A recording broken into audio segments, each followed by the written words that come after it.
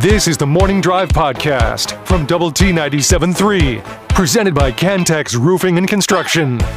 I'm Mike Hebert, owner of Cantex Roofing and Construction. Every day is game day, and we'll get it right when it comes to your roofing, construction, windows, and mirrors. Call Cantex Roofing and Construction today. Together, we are one serving you. Going back to the Ranger game just for a second, if you were tuned in, or if you just tuned in right at the very beginning and missed it, on the first play of the game, Jason Dominguez for the Yankees was trying to make a play, and he collided with the wall while making a catch. He made the play. Unfortunately, he ran into the wall, and he was down for some time, and then was carted off the field. And Jamie, now the word is from Aaron Boone, the Yankee manager, that he's going to go to the injured list and miss a few weeks after suffering a sprain in his left shoulder. He's also in concussion protocol. So they're bringing up a prospect, Spencer Jones, who was their first round pick in 2022. But man, that was a scary place. Boone said the concussion is negative so far, but as far as the shoulder, he's got a, quote, low-grade minor AC sprain of his left shoulder, and says that will put him out for a few weeks. But just a scary, scary play. Yeah, you saw his head snap back, and that's what kind of scared you a little bit. Yeah, so it's a shoulder injury, so not too serious. No, it's not. It's, I guess better that than the head. Yeah, definitely. Better that than the head. So definitely. But you saw that head snap back, so it was a little scary. Yeah, and it stopped the game. But it's so weird, first play of the game, boom.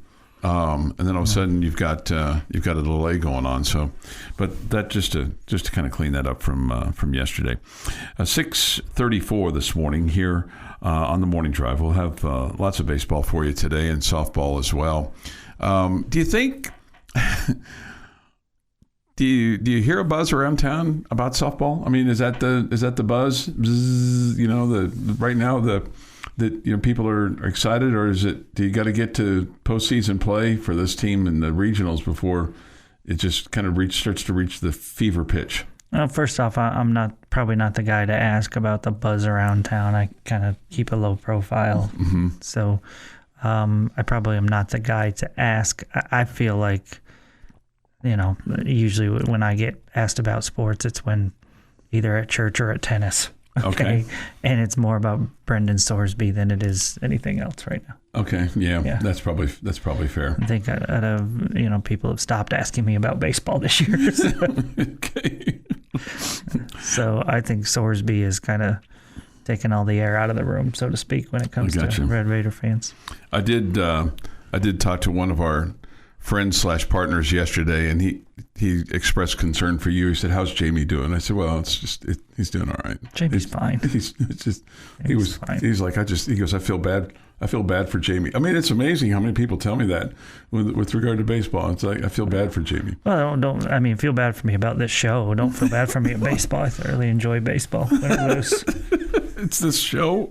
This show is I have to get out of bed way early. This is what does it. You ask me some questions that are out there. Makes you uncomfortable. No, it just cracks me up. No, it just cracks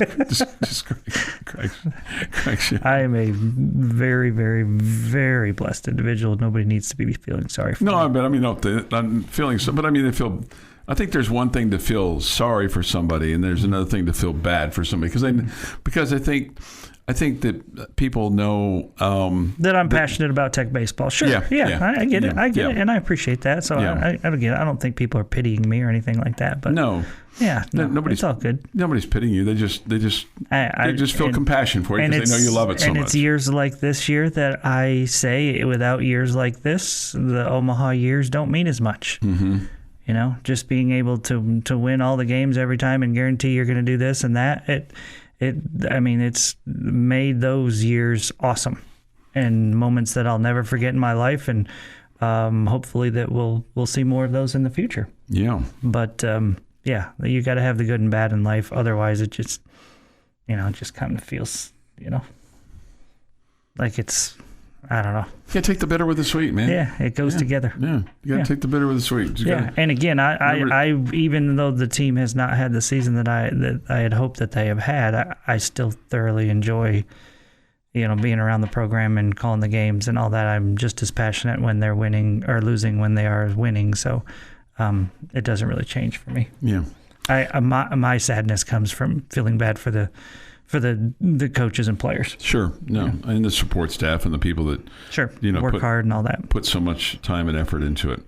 NBA playoffs continued last night. The Lakers got whooped by the Oklahoma City Thunder. That game was in Oklahoma City yesterday. I wonder if any of the softball kids got to go over and watch the game last night, or if they just that'd be cool. Put them on ice and say, "Hey, stay in your room." They did not get whooped. That was the worst officiating I've ever seen in a playoff game.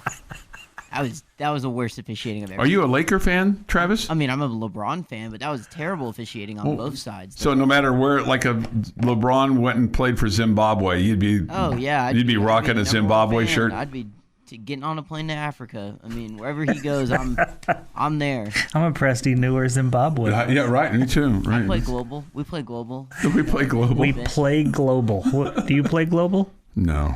Do you know what global is? Play during the break. I'll show you during the break. I have no clue. I don't. It's true. It's a game. I play a country. I play tennis. Okay. I don't. I play global. I don't. Global is that a game on your phone? It's like a website. Yeah. It's like a website. Okay. Website. No. It probably would educate the two of us, Chuck. It sounds like he's learning from it. Travis, this probably shock you. I have none games on my phone. Okay. You're not a solitaire guy? I have none games on my phone. Okay. And I have none apps to order food on my phone. So. Do you know how to work those apps? That's the key, Travis. Yeah, he doesn't know how to use them. I know how to use apps. They're frustrating to him. I'd rather talk to the clown in the box. Just stop with I'd rather talk. Just stop right there. I'd rather talk. Clown in the box. Wow. And you wonder why they call you boss. 125, 107. I called somebody boss yesterday as I was leaving this place. And I said, "Hey, thank you, boss." And he kind of looks at me and goes, "I just wanted to say it." I just wanted to say it. People say that to me all the time. Pistons also won over the Cavaliers. That series appears to be almost done, too. Both those teams sent up 2-0. The Morning Drive podcast from Double T 97.3 is presented by Cantex Roofing and Construction. May the 8th, 2026, with this day in sports history, here is Jeff McGuire. 1946, gentlemen, Boston Red Sox shortstop Johnny Pesky scores 6 runs in a 14-10 win over the visiting Chicago White Sox. That checks out. How many did he hit off the right field pole? I have no idea. Do you know why I asked that question? No. I do. Because the pole there in Boston is named the Pesky Pole. The Pesky Pole. Ah. Yeah. Down the right field line. Yeah. So I'm assuming he hit it at some point. Yeah. 1966, only home run ever hit out of Baltimore's Memorial Park. Can I get it? By an Oriole outfielder. His name was? Boog Powell? Nope. Frank Robinson? Frank Robinson is correct. Okay. When you said outfielder, I knew it wasn't Boog Powell because he played first base, but I was like, I thought Boog Powell hit one completely out, but it was Frank Robinson, yeah. I think you're confused because the outfield at Camden Yards, there's a barbecue joints out there that's owned by who? Boog Powell. Boog Powell. Yeah. Yeah. out beyond the right field wall. Boog Powell was he was a massive man. I think Ken Griffey Jr. hit it once. Yeah. I think you're right. One of my little favorite tidbits in baseball history. 1973 today. Mm-hmm. Ernie Banks fills in for Cubs manager Waddy Lockman, who was ejected during the game. Technically becoming the first African-American to be a manager in Major League Baseball. Oh, I like that. That's cool. Because Frank Robinson technically is the first. He's the one everybody thinks of, right. But Ernie Banks technically, because of an ejection, it was the first one. Okay. 1984, because turnaround is fair play, Soviet Union announces they're not coming to the Olympics either. We didn't seem to care about that. Oh, this is part of the reason I hate the other one, because that's all that leads to. then they're not going to come. Now we're not going to go now. And then no one's playing sports anymore. Stupid as politics out of the Olympics. Are we talking about COVID again? No. 1984. Oh, okay. 84, Olympics. 88, I was just 82. making a joke. Yeah. You feel better? No. Okay. 2016. Texas Tech took advantage of a big third inning for the second straight game as the Red Raiders completed a series sweep of Kansas with a 6-3 win. Some guy named Eric Gutierrez, I think, and a Hunter Hargrove, maybe? Hargrove? Clearly, I'm kidding. Of course, it's Hunter Hargrove and Eric Gutierrez. You know, 2 Big 12 players of the year for Texas Tech. Yeah. They had good days. 4-run third inning and a pair of home runs that cleared almost the same spot to left center. It marked the second time this season where the two Red Raiders had recorded back-to-back home runs. If I didn't know who Eric Gutierrez was, Jamie would fire me.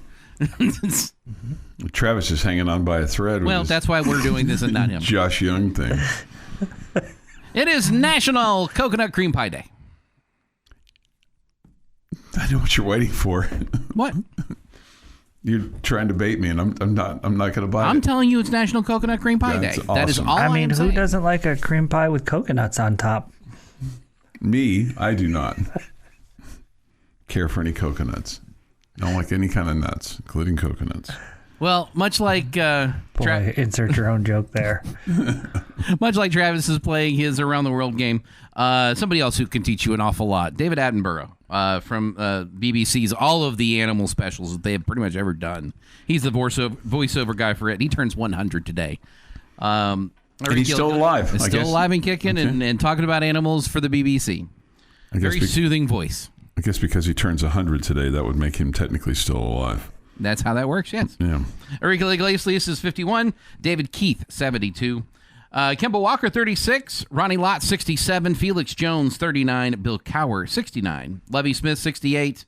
And Mike D'Antoni is 75. Mm.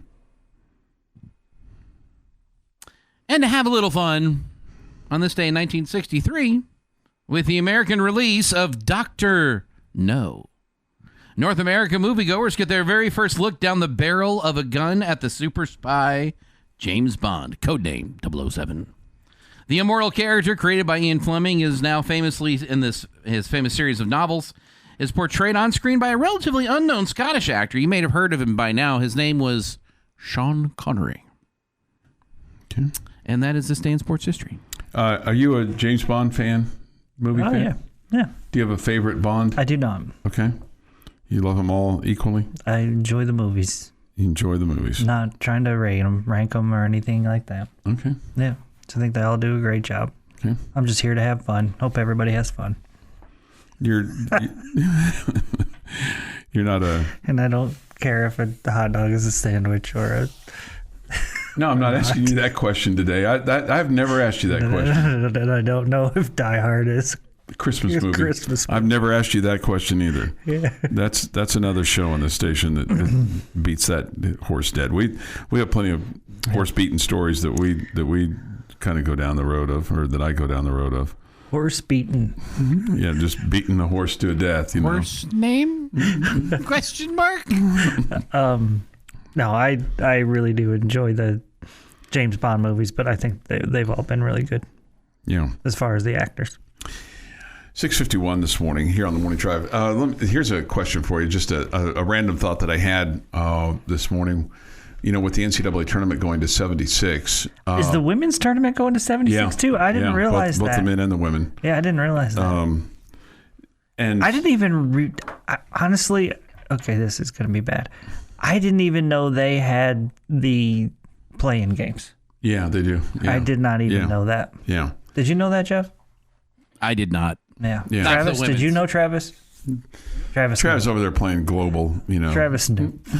Trying to figure out which park he plays to park I just in. knew because when I was watching, like, before the men's game started, it was like I was on ESPN and like the women's game, and it came up the ticker for like the play-in. Yeah. And I think Arizona State was in the play-in. That's right, they were. That's right, they were. Yeah. Mm-hmm. Okay, I do remember that now. My question or thought was, part of this is, you would think at this point in time now that the NIT is going to be dead. Right? Not if they're making money off of it. Well, I mean, isn't it like the third tournament now too? No, the NIT on the women's side is the third tournament. Okay. The WBIT is the second tournament. But it almost makes me wonder if the NCAA is trying to squeeze out. I mean, ESPN already pays them a lot of money for all the rights to various schools, but it's content for ESPN because of the NIT, much like a lot of these lower tier bowl games for ESPN, which I think is part of the holdup on expanding from 12 to 16 to 24 is because it would squeeze out some of those bowl games eventually, which is going to squeeze out ESPN. And in my mind, there's a balance sheet somewhere that says at some point in time, it's going to be more valuable to ESPN, let's just say it's ESPN, and the NCAA, et cetera, to have 12, 16, and 24 teams versus, 10 bowl games that don't mean anything. And when those 10 bowl games that don't mean anything go away, it's going to be more profitable for the 16 or 24 teams for a postseason tournament. So I think we're getting closer and closer to seeing a total elimination of the NIT and more of these, quote, pop-up tournaments where it's pay for play, which also leads me to believe that at some point in time, the players in the NCAA are going to sue for the opportunity to make money off of the NCAA tournament. I like that you think we need a certain point in time where college football playoff games will become more profitable than bottom-tier bowl games. Like ESPN, we're not already there. To ESPN, not to the greater good. I'm talking about to ESPN so that they can put pressure on. Again, when that happened years ago, eons ago. Then we would have had 16 to 24. No, because we got the SEC and the Big Ten commissioner and their egos getting in the way. Right. That's why we aren't at 16 or 24. That's the biggest reason. And I think also ESPN's in their ear too, but that's another fight for another day. Your daily dose of sports and fun. This is the Morning Drive Podcast from Double T 97.3, presented by Cantex Roofing and Construction. Listen, man, I've got to make sure there's somebody around to entertain you fine, friendly folks after they've put me out to pasture, which it's not pasture time yet, So I don't have enough money in the bank yet. I'm getting close, but I don't have enough money in the bank. But even if I did, I'd still come in here and torment y'all. I might not do the daily grind, but it's going to be a work in progress because one, as much as she loves me and says she wants to be around me, I'm not sure she wants to be around me 24/7. She says she does, but it's kind of like y'all. If I was around y'all 24/7, you're like, oh man, we've had enough. That's why they send me away after 3 hours. When you're retired, you're allowed to leave the house, right? Yeah. No, I know that. Okay. I know. But I mean, yeah. I feel like that those. I also loved your humble brag there. That was great, Chuck. I don't have enough. Oh, I'm really close. I got a lot. Well, I got a lot. I'm right there. I'm right there. When you get to 65, you should be close, right? I mean, nobody knows what the true number is or what they need. I mean, I've talked to people. I'm like, what's your number? And they're like, I don't know. You never have enough. How many conversations do you start with? I've talked to people. Well, probably more than I care to admit. I was talking to these people. In life or on this show? I think that's a definitive comment. Hey, I used to have a friend. I lived my life on this show. I mean, you guys should know that by now. I used to have a friend whose wife did not cook, and he would start every conversation with, I saw this guy at the restaurant last night. I saw Bob last night at such and such restaurant. Oh, the waitress last night. I'm like, how many conversations do you start with has something to do with being at the restaurant for dinner last night? I mean, how many? Goodness gracious, I can't imagine how expensive that was for him, or still is for him. I mean, I do. And the lucky lady, I mean, she bites back, man. I said, I saw this guy, and she'll say, this guy, which guy, what guy? She makes me be specific on some things, kind of like you do. Kind of like, It's like you like to do the whole, they say, well, who is they? Right. Yeah. Right. No, she does that too. I think because she's been listening to you too much. Who is they? Yeah. It's just these made up sayings that people say that make no sense. Mm-hmm. That the rest of the herd, just like sheep of people. Here we go. I'm just going to follow along what everybody else says. Yes. Even though I have no brain for myself, I'm just going to say the same thing. Yeah. So you're allowed to think. You're allowed to think differently than the rest of the herd. I do feel like I do. I feel like that's some of my. But see, when I do think outlandishly, it's like, well, that's absurd. No, at times you do a good job with thinking outside the box. Yeah, I try to. The thoughts may be crazy, flawed. Flawed. Okay, that's a word. Yeah. I have similar ideas that are. That are dumb too. So I'm flawed from time to time. I know that I'm not broken, but I'm flawed. I'm flawed a lot. But I took a lot of drugs this morning, so I did take my allotment. I just want you all to know. But yeah, so it's good. Well, we're really glad that your bank account is in a good spot. Chuck, well, you're close to retirement. That's not what glad that you dropped that on us today. That's not what I meant by that. But I mean, when they say it's nice to help train your replacement, well, if I'm gonna be gone, I got to make sure that I've got some money to live on.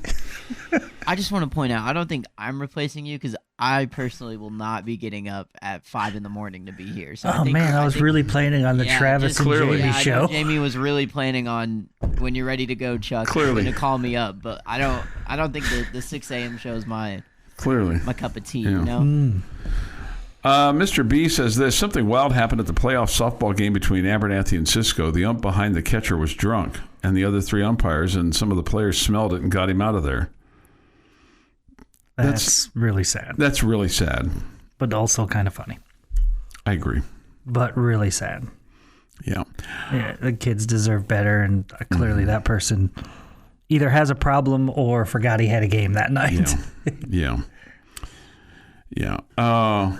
And probably lost his gig. Yeah. So it's like I ran into. Yeah. No. Who'd you ran into? No. Were you drunk? Was this a story about you being drunk? No. We really want to hear this story. No, it was somebody else. It was sad, and I just made a pledge to myself the other. And I've never even come close, but I ran into somebody, and they had too many, and they were with their grandson. I was like, I'm never going to do that to my grandsons. That seems like a great idea. I'm just not. I'm just not, and I've never even been close. But I mean, I rarely even have a. How about you just say, I'm going to never run into anybody when I've had too many? Right. Because if it's too many, then true. You shouldn't have had it, right? Yeah. Whether you're by yourself or with somebody, right? Yeah. You should just never have too many. Right. You should never have too many. You should always stop before it's too many. Yeah. I enjoy calling Chuck out on his BS too. I do really enjoy listening to him, though. Oh, well, that's kind of you. Thank you. Yeah, that's kind of you. That's very kind. Yeah, 7:21. You make this show fun. Well, that's what exciting. That's what the goal is. Right? I mean, if the show was off of my personality, goodness gracious. We'd probably be all better off for it. Beat down. Beat down. Okay. I said I was going to get to this, and I do want to get to this, so let me get to this. This is from CBS Sports. The guy wrote it. His name is Brad Crawford. Means nothing to me. But the headline did. Postseason college football bowl, college football playoff projections. Miami, Texas, Oregon, Notre Dame lead the 12-team bracket. Okay? And these projections are made after for Texas Tech, the Brendan Sorsby situation, which is a situation that's going to affect your rankings and things along those lines. Okay. First of all, do you think he has Texas Tech in the postseason playoffs? Yes. Okay, you're correct on that. 1 to 12, what do you think he has Tech seeded as? They probably went from about 6 to 9. Well, I don't know where they were before, but he has Tech seeded as the 7 seed, okay, and playing at home on December the 19th as the 7 seed against the 10 seed SMU at Jones Stadium. That'd be pretty fantastic, wouldn't it? That'd be great. I don't really want SMU, but that's okay. But you'd take a home playoff game. I mean, that'd be all kinds of awesome, right? Mm-hmm. Yeah. The 8th seed is Ohio State. They'd play LSU. Boy, that'd be a delicious matchup. The number 11 seed is Ole Miss at Indiana. And the 12th seed, this might surprise you. Of course, this is that whole group of 5 and all that kind of BS, is UNLV playing at number 5, Georgia. Okay? So, I don't know. I thought that was pretty interesting. The 1 seed is Miami, the 2 seed is Texas, the 3 seed is Oregon, and the 4 seed is Notre Dame. Of those 4 schools, which do you think is the most unlikely to be not in the top 4?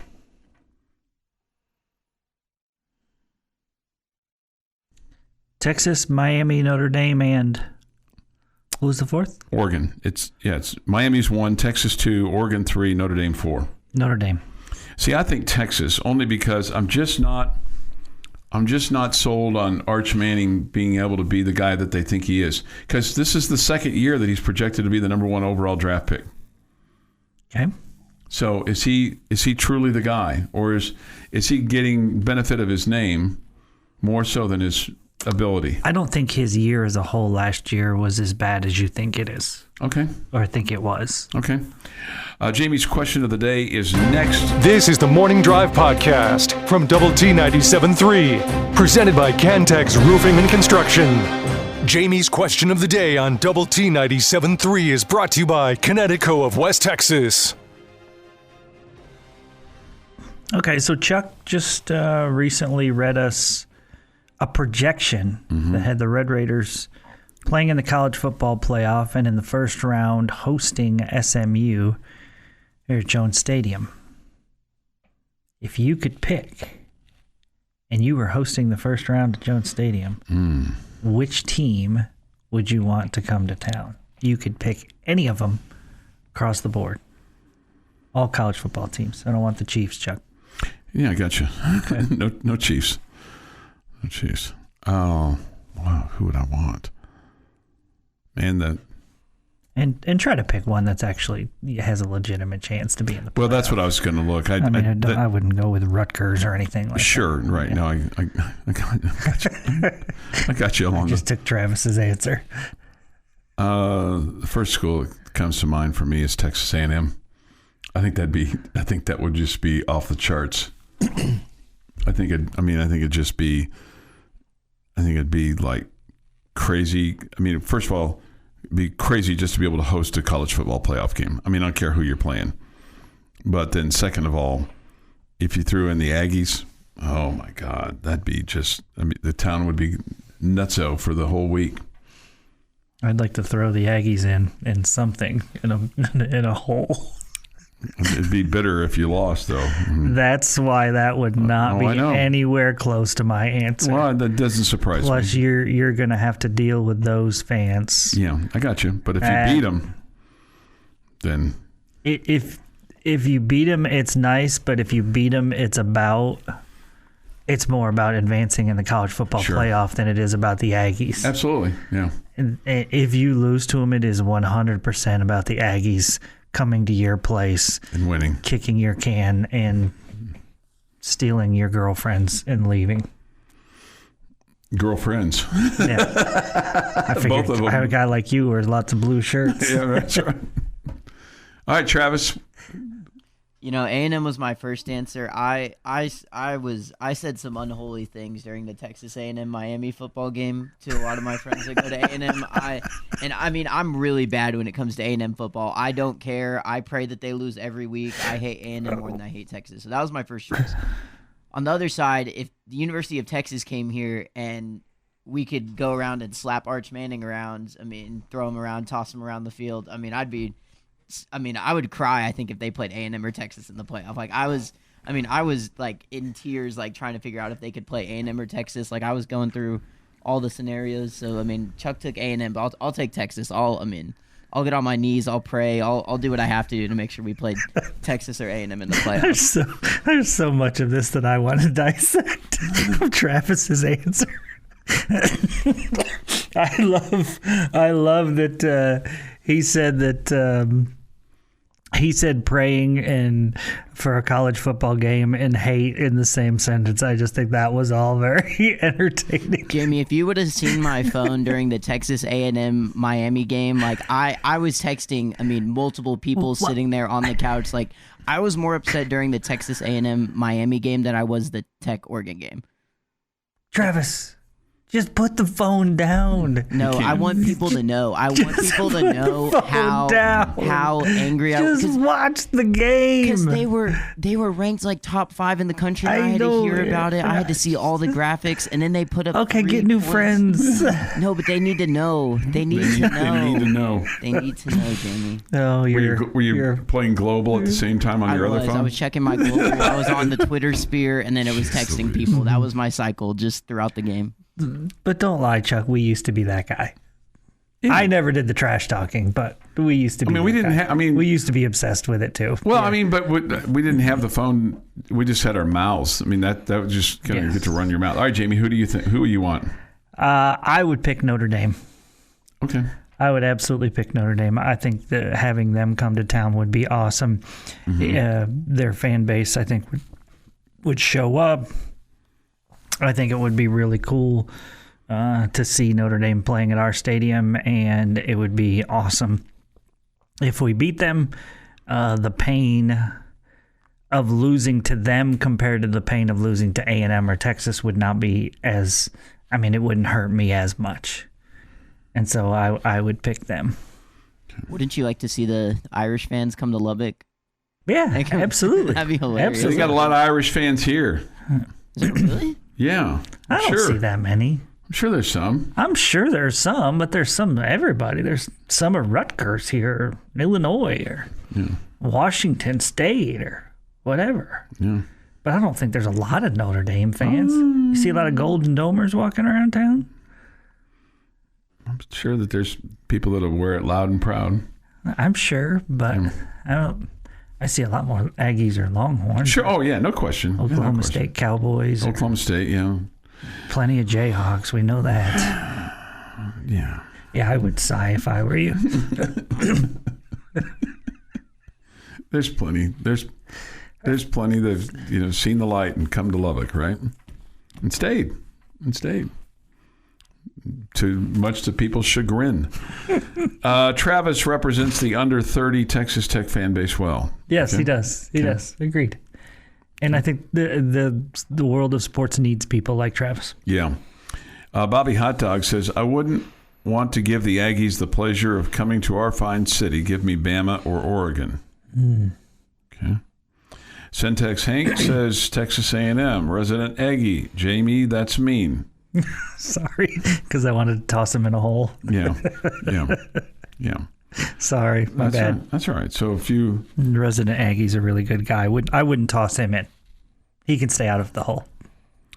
It is interesting to me the guys that hate UT and Texas A&M that weren't around when those two were in the Big 12. Yeah, that is kind of funny, Travis, because you weren't a Red Raider when they were playing here. It has everything to do with your friends that are fans of those schools, right? And they're trash talking. That's why you dislike the schools so much? Yeah, I would say, yeah. But they used to play Texas like a couple of years ago when I was in high school. Like, I didn't used to hate Kansas until I met Chuck and Clint. I didn't used to hate Oklahoma State until I met Oklahoma State fans. So, it's usually the fans that do it.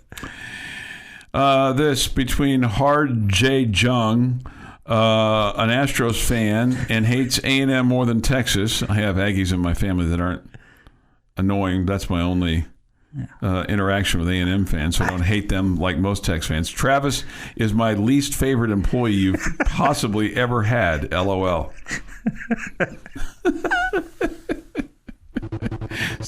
your daily dose of sports and fun. This is the Morning Drive Podcast from Double T 97.3, presented by Cantex Roofing and Construction. With Jamie, Travis, and Chuck, welcome to the Power Hour.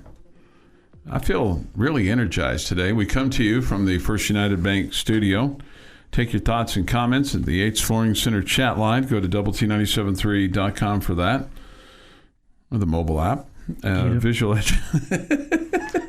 You don't know it, but Jeff and I slipped something into your drink. Oh, is that right? That's why you're so energized. I feel a little extra power Yeah, today. we poured a Red Bull in there. Did you? Yeah.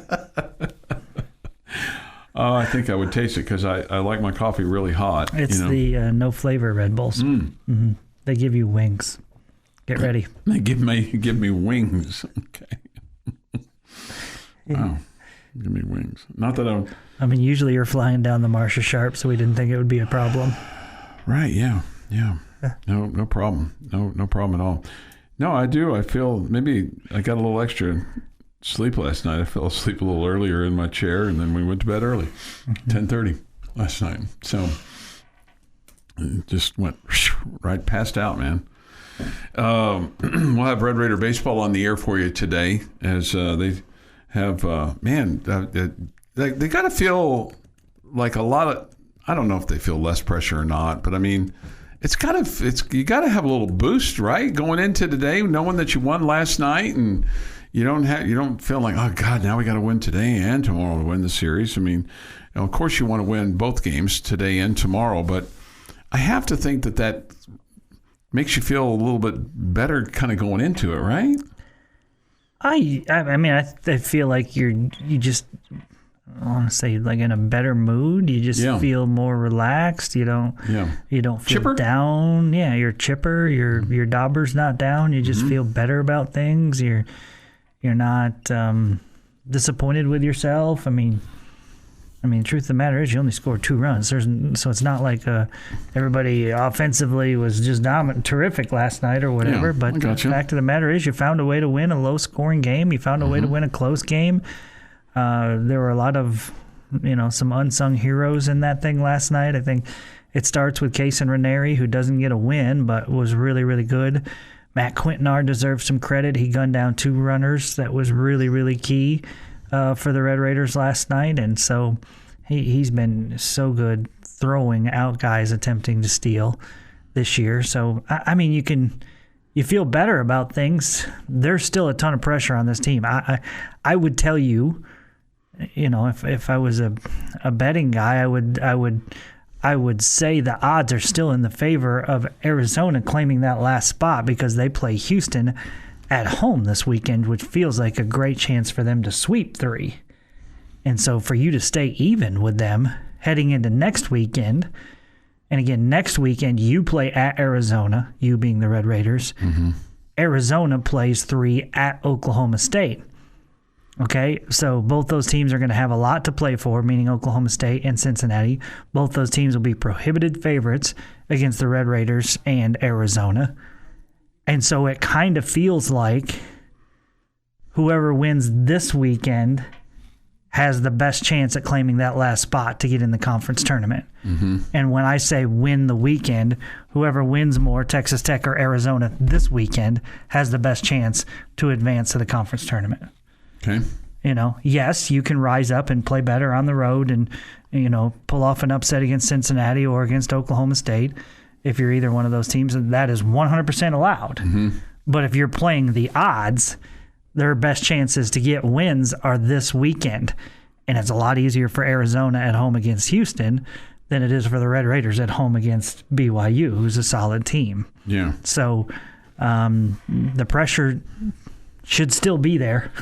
Sure. Yeah. It didn't go anywhere. No, I got you. That being said, you can't obsess over pressure or whatever, and trying to, when you're at the plate in the second inning, you can't be thinking about, I wonder if Houston scored against Arizona. You can't be scoreboard watching. Hey, you just focus on that at bat and all that good stuff. So stay in your lane. Those kinds of things. Yeah.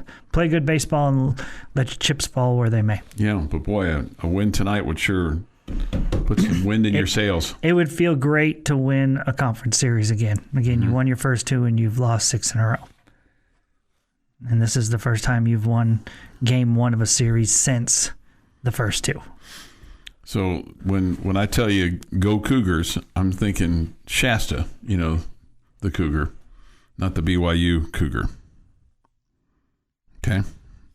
Okay. Yeah, I stay away from the Cougars, Chuck. That's your territory. Yeah, but the BYU Cougar the BYU Cougar isn't as rangy looking as the Washington State Cougar. That Cougar was rangy. I mean, looked like it'd been to the secondhand store to get its Cougar outfit. The Cosmo, which is the BYU Cougar, looks like it's been to the gym. Yeah, dude does push-ups and jumps on tables and stuff. The Houston Cougar, Shasta, seems like a little more playful Cougar. Seems like the kind of Cougar that you're like, oh, there's Shasta. Come on over here, Shasta. Cuddle up with me. Playful Cougar. Horse name. Could it be? Definitely a horse name. Could it be? Early on? Yeah. Yeah. So anyway, that's that. Yeah, Shasta, and Shasta. There's a boy Shasta and a girl Shasta too. And I don't know if I guess they're both names are Shasta, but that seems a little weird. Yeah, no, right. Yeah, so I don't know. They from Kentucky? No, I don't know. Okay. I don't know, but I mean they're, or you could say West Virginia too. From the mountains, from the hills. They came on down from the hills. You could say that. Yeah.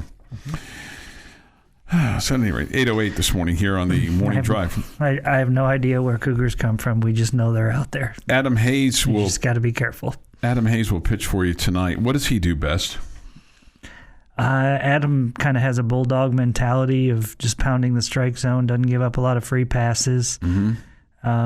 His fastball is solid, but not overpowering at this point. When he's at his best, he's able to hit the corners, get ahead in counts, and then the off-speed stuff will work for him. But he's got to pitch from out in front. Otherwise, he becomes a little bit more hittable.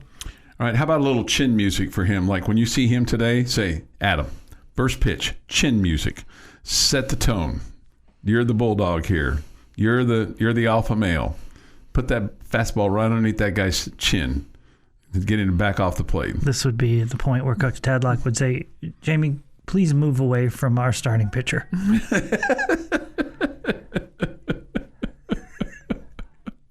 This has been the Morning Drive Podcast, presented by Cantex Roofing and Construction. Check out our library of Double T 97.3 podcasts at doublet97.3.com.